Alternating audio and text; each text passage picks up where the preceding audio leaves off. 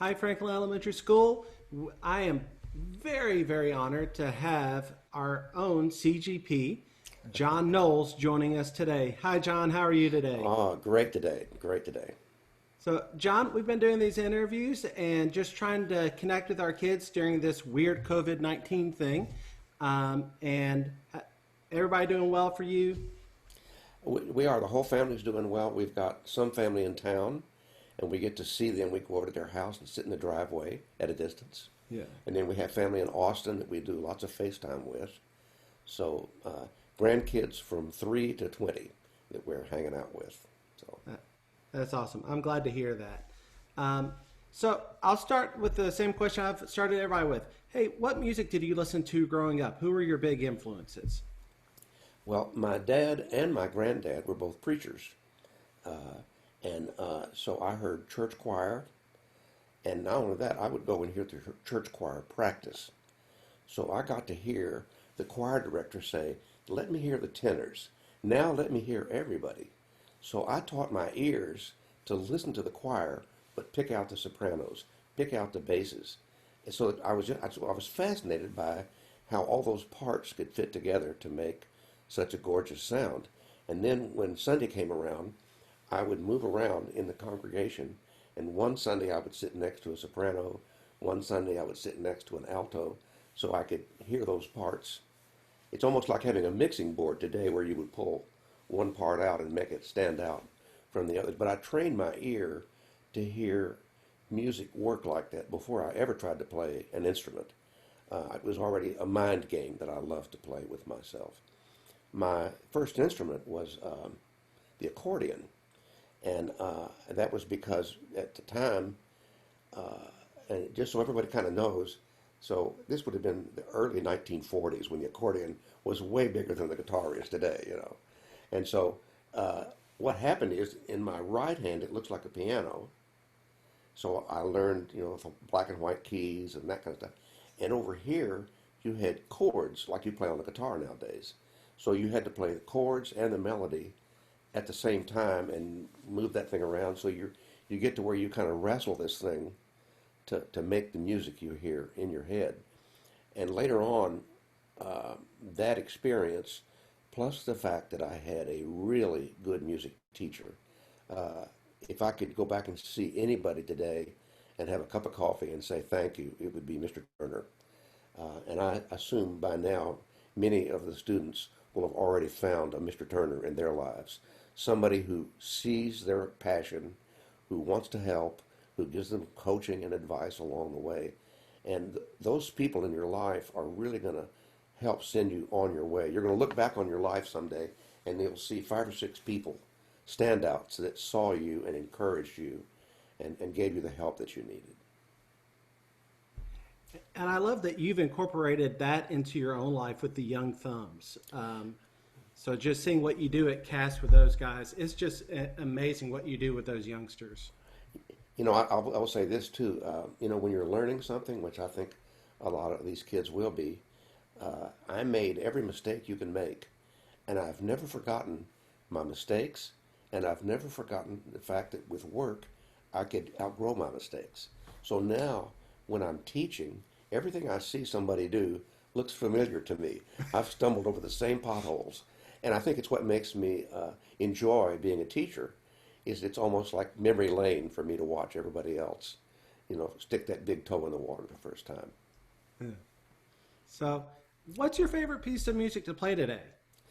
If I was going to think about being a guitar player, there's a piece of music I wrote maybe 2 or 3 years ago that's based on kind of the church harmony that I learned, but it's based on the fact that I've traveled around the world and made friends. Especially, I have a couple of good friends in France, and so their style of playing plus that church harmony. And I'll jump back here and grab my guitar and I'll show you this tune I wrote, which I call After Paris.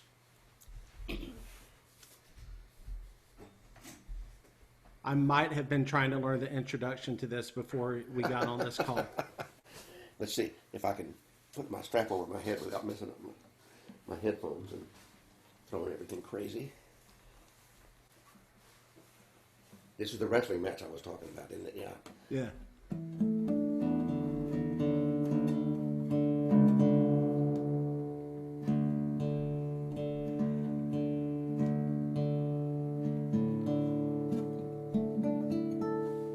So, when I was talking about church harmony, it was things like this. And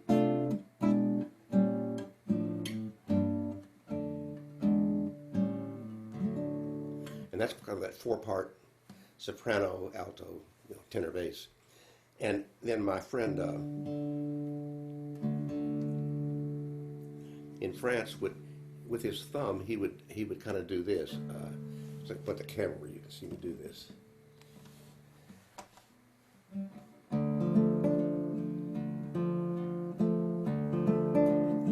Make that little pattern. And so I took that pattern and those chords and then added a melody and came up with After Paris. Maybe there's someone in the class out there that has already traveled to another country and you have memories of that. This is like that for me. So.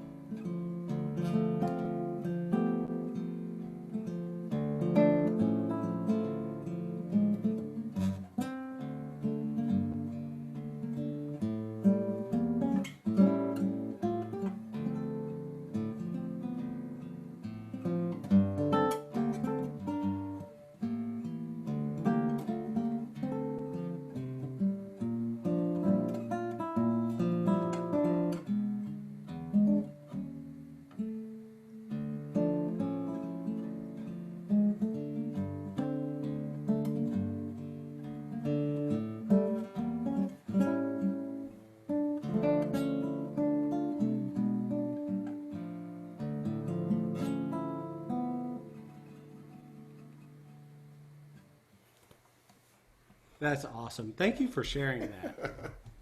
Well, and a lot of times when I think of music, I think probably already among your students, there are people who have a little notebook where they write down what they did that day, like a journal or a diary. And when I think of music, it's like that for me. There's music that kind of celebrates my life, so that as I go through my life story and the songs that are attached to that, kind of travel, together. Now, it's funny. That's the piece that I decided I'm learning next. So that I'm going to reference this a lot, actually. And I'm not just saying that. No, I'll tell you, it's when I worked with Chet Atkins, one of the things he always said to me is, he said, be sure and play your hit. And I think After Paris may be the one of my songs I wrote that most people are learning, because I've seen people learn it and put it on YouTube and Facebook and things like that. So After Paris. I learned Las Palmas last year. I still need to memorize it, but that's a great piece, and it goes well with, I think it's a Cordoso, did a piece called Milonga. I know there are lots of different milongas. Oh, yeah. It's a nice partner piece with that. Yes, and that piece comes, again, stories. We were eating at that restaurant, Las Palmas, which I think probably a lot of people have gone to, and our granddaughter was there, and she was about 4 or 5, and I was listening to the Mexican music come through the speaker, and I told my granddaughter, I said, I'd like to write a piece of music about this restaurant. What's your favorite thing to eat here? And she said, oh, the cheese quesadillas. And so I wrote one line, Las Palmas, we have cheese quesadillas. And so from that line, I was able to put a piece of music together. But again, that idea that to me, I'm sharing memories, telling stories when I think about what I'm doing with music. So. Thank you. So what advice would you have for our students as they're growing up into their own musicianship at this point? If you find out that you love to do this, don't forget that. One of the things I found out as a musician is that I was way more crazy about music than anybody around me. So nobody could understand how I would, want to spend all my time at the accordion or with a harmonica or with a guitar in my hands. Everybody else would be outside playing ball or riding bicycles. And the same thing when you go to school. Nobody is going to tell you, why don't you be a guitar player when you grow up? Everybody's going to tell you, be a lawyer, be a doctor. And somebody needs to do that. But if you need to be a musician, hang on to it. And now, that doesn't mean you need to do it for a living. It just means don't ever let go of music being, a part of your life. And if you look around you, you'll see family members. I had aunts and uncles who, played music. That helped a lot for me to kind of hang on to music. It's something I love. And the other thing is to not be surprised that you can't do it yet. I think somewhere along the line, the fact that I didn't get disappointed when it was difficult. If you think about all those things that can you remember when you couldn't write your name? And look how simple it is now. But look how hard it was to learn how to do it, and how awful it looked until you got the hang of it. Playing music is like that too. You stumble around. Luckily, you can't, or need a Band-Aid if you're lucky. But the riding a bicycle, learning to write your name, learning to play an instrument, there's just some stuff you have to go through, feeling a little bit like you have gloves on. And then ultimately one day it becomes something that feels natural in the same way that talking, feels natural. John, thank you so much for joining us. I cannot even begin to tell you what an honor it is to talk to you. And I'm so disappointed I don't get to see you at CAST this year. I know. Can I do one more song for the gang? Absolutely. You can do as many as you want to. This one I want to do because our son was 4 years old. We're sitting at the breakfast table. There's a banana on the table. And he said, let's write a song. And I said, what about? And he said, let's write about that banana. And I said, what about that banana? And he said, a monkey is eating it. And he said, no, a gorilla is eating it. He changed his mind, So I said, okay, if I were a gorilla, la la la la la, I'd eat me a banana, na na na na na. And then I stopped, and he said, make him swing through the trees, Dad. So I said, I live in a treehouse and swing on a vine. One thing is sure, I would love ya. Yeah, yeah, yeah, yeah, yeah, yeah, yeah. And then we went through all the things that you could be, and still be loved. And one of them was the tuba. There was a spaceship verse in there. If I were a spaceship, bip, bip, bip, bip, bip, I would take a long trip, rip, rip, rip, rip, rip. I would circle the planets and head for the stars. And then I'd come home, 'cause I love you.